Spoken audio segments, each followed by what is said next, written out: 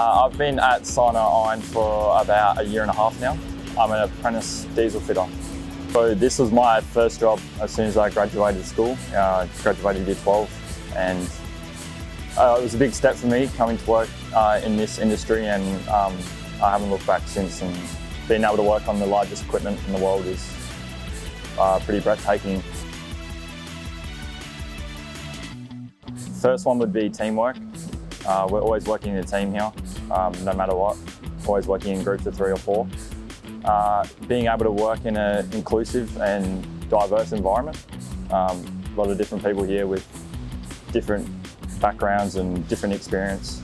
And the last one would be to abide by our company procedures and policies.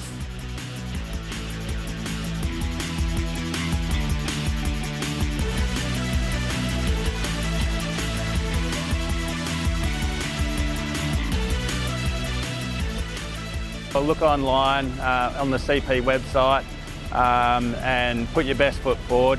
With the hot market, we're looking heavily for the load and drill guys.